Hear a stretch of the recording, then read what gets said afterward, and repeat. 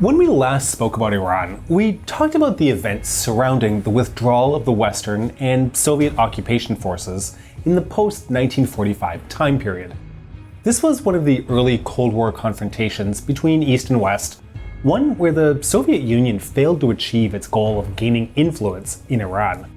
While this may have seemed like a win for the West, at the time, the situation in Iran continued to be volatile, with a multitude of different groups vying for influence and control. Today, we're going to look at Iran under Mohammad Mosaddegh and his ultimately disastrous relationship with the West. I'm your host David, and this is The Cold War.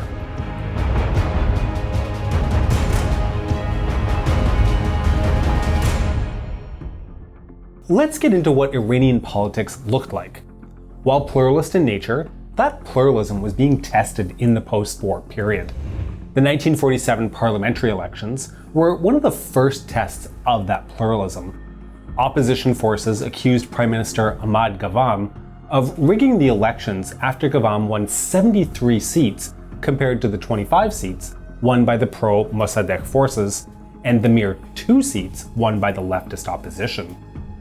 Sitting on the peacock throne was Mohammad Reza Shah, an autocrat by tendency who wanted to have more direct political control and felt that the best way of doing this was to decrease government dependence on parliament. The events of February 4th, 1949 helped the Shah towards this. While attending a ceremony in commemoration of the founding of Tehran University, a symbol of secularism in Iran, by the way, the Shah was shot at 5 times by Nasser Fakharai, a journalist affiliated to a religious newspaper, who was also a member of a union affiliated to the leftist Tudeh party. There was also evidence that Fakharai was a member of the fundamentalist group Fadayan-e-Islam. Somehow, the first 3 shots fired missed the Shah, while the 4th and 5th bullets wounded him, but not severely. Fakharai was killed by security forces on the spot. The Shah declared the assassination attempt was part of a conspiracy by communists and religious radicals, and declared martial law. The Tudeh party was banned, with 28 members of its leadership being arrested, including prominent members of the United Trade Unions. Newspapers critical of the government were also closed. This was also used as an opportunity to further expand the powers of the Shah by means of the passage of the 7-year plan through the Majlis on the 17th of February. The goal of the plan was to fight rural poverty and boost agricultural output. If successful, it was thought that it would win over the poor and prevent them from succumbing to pro-Soviet influence. The plan was ultimately unsuccessful, however, as the funding for the plan was redirected to industrial bailouts and the construction of new rail lines. Taking advantage of his surge in sympathetic popularity immediately after the assassination attempt, the Shah had a bill passed through the Majlis calling for a constituent assembly to be formed to re-examine the Constitution of 1906. As this constituent assembly was dominated by allies of the Shah, he was able to enact several laws to his own great benefit. Lèse-majesté was introduced, making it illegal to criticize the Shah or the royal family. Ownership of crown lands was changed so that the land was held directly by the Shah. Reza Muhammad Shah also succeeded in dividing parliament into 2 separate chambers. The 60-man Senate became the upper house, with half of its seats being filled by men appointed by the Shah himself. The Shah also gained the right to dissolve both chambers of parliament. So with these changes now in place, elections were arranged for July of 1949 to elect the 16th Majlis. The elections were held, but the claims of fraud and falsification were rampant, and calls for public protest grew. Mohammad Mosaddegh, listening to the demands of the people, called for a protest to be held on October 13th, when thousands marched on the royal palace to request a bast. For those of you who may not know, a bast is a type of sit-in protest often used in revolutionary situations in Iran. It's characterized by being held in a mutually agreeable location where the protesters can make their demands free from persecution. 20 representatives were selected to start bast in the royal gardens, where they called on the Shah to prevent the court minister, Abdul Hussein Hazir, from falsifying the election results.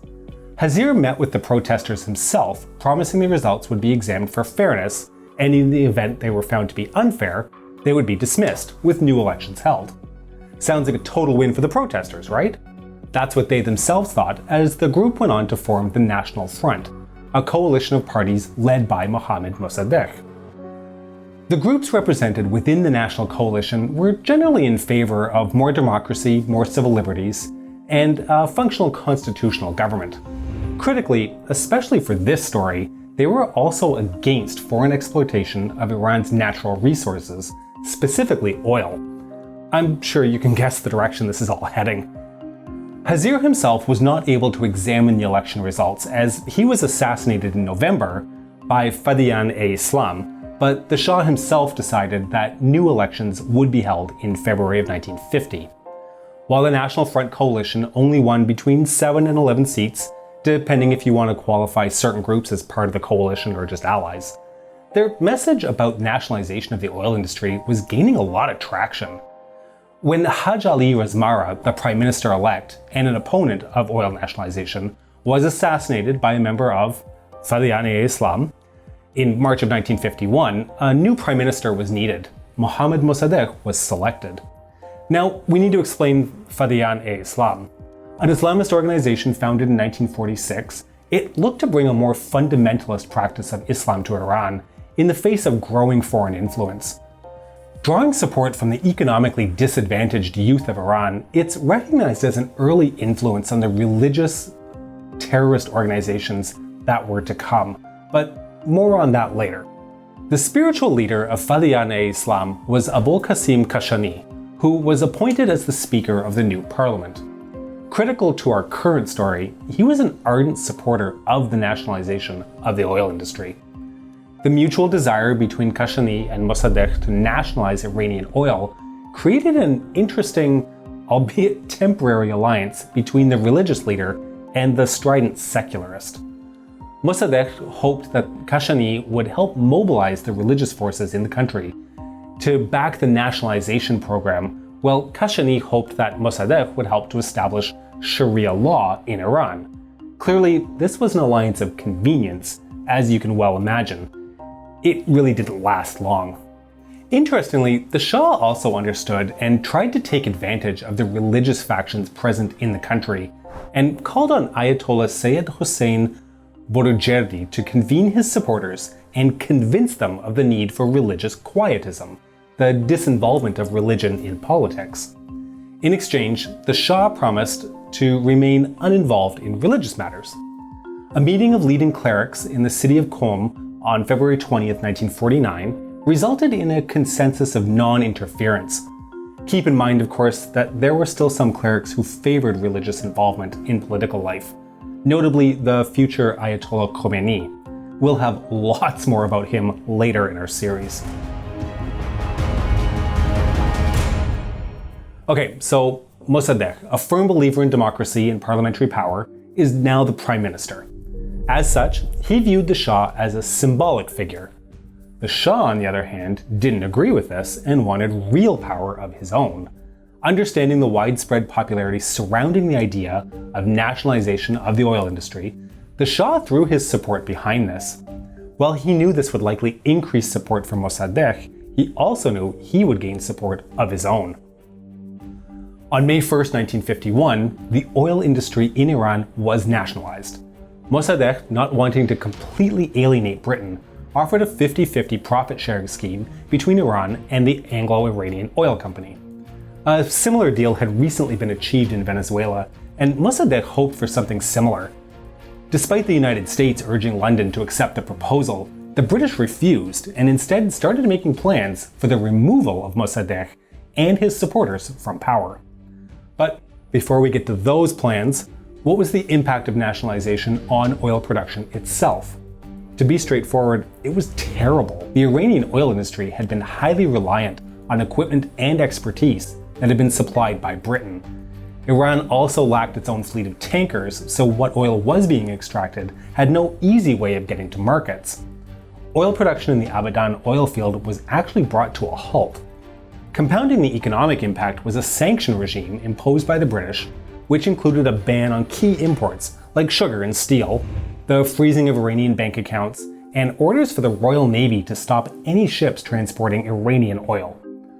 Bipartisan support in the British Parliament, led by the recently re-elected Winston Churchill, favored harsh treatment of Iran.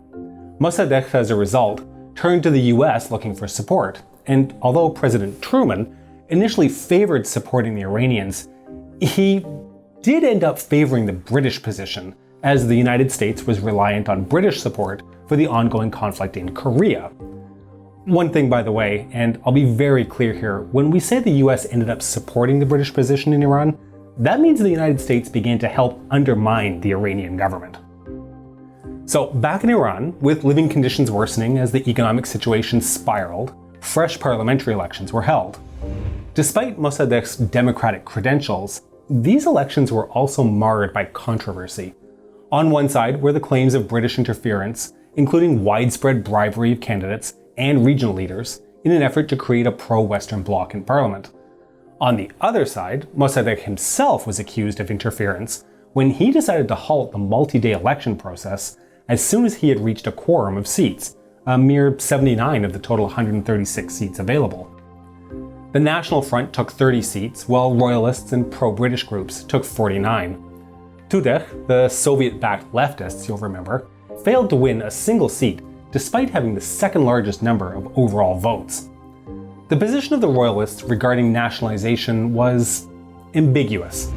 Although the Shah publicly supported nationalization, he was very much hoping that the crisis would result in Mossadegh being removed from office, allowing the Shah to assert greater influence.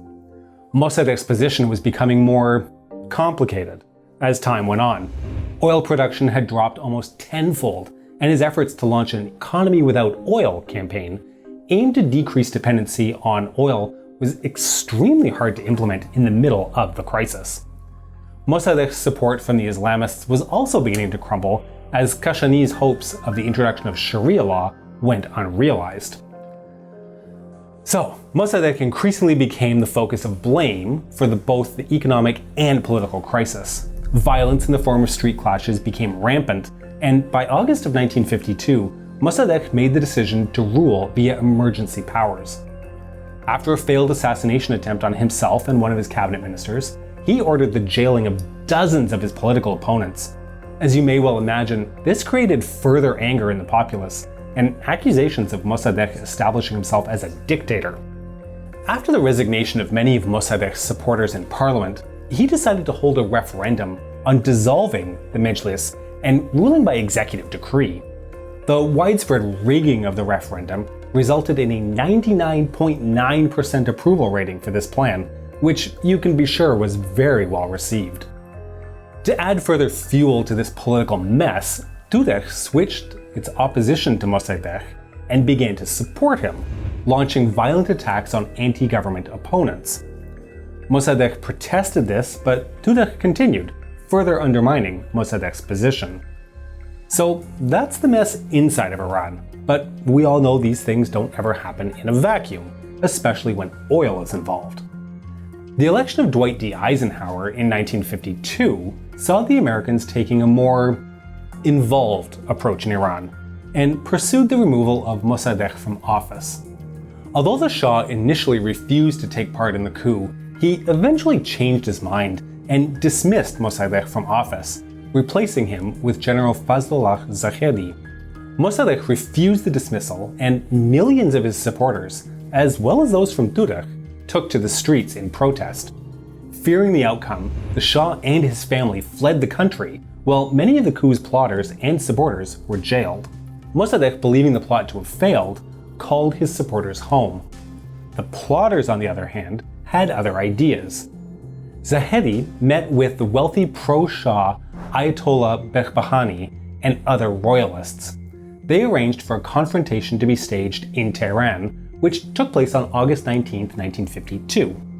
Paid infiltrators, claiming to be members of Tudeh, started a protest calling for a communist revolution. Genuine members of Tudeh soon joined in the protest, and before too long, widespread destruction of shops and businesses was underway. At the same time this was happening, Zahedi and the plotters had a second group of paid infiltrators posing as supporters of the Shah, gathering and calling for large-scale opposition to the communist revolution. As you can expect, violence between the groups ensued. This allowed General Zahedi to call in the army to restore order. The army forces, with support from the anti-Tudeh groups, quickly took control of government buildings and Mossadegh. Fearing more bloodshed, refused to escalate the situation any further. Mossadegh was arrested upon the return of the Shah, who, it should be noted, was accompanied by CIA Director John Foster Dulles. Pure coincidence, I'm sure. The coup completed, the nationalization of the Iranian oil industry was reversed, but with the Anglo-Iranian Oil Company monopoly being broken up, 5 American oil companies were allowed into the market, as well as the Dutch company Royal Dutch Shell and the French Oil Company. The Western-backed coup in Iran cemented a pro-Western direction for the country for the foreseeable future. However, it also soured the support for the West greatly amongst the Iranian people. In the wake of the coup, the Shah assumed single-handed governance of Iran for the next 26 years. But the failure of democracy in the country, combined with dictatorial rule and the meddling of both capitalist and socialist forces in Iranian affairs, set the country on a path to catastrophic change. The West, for its part, found that covert regime change could be an effective option in projecting its power and influence into regions, something that they would gain a great deal more practice with as the Cold War progressed. We here at the Cold War will continue to discuss this and more in our future videos, so please make sure that you're subscribed to our channel and have pressed the bell button. We rely on our patrons to create these videos, so consider supporting us via www.patreon.com/thecoldwar. This is the Cold War channel, and we will catch you on the next one.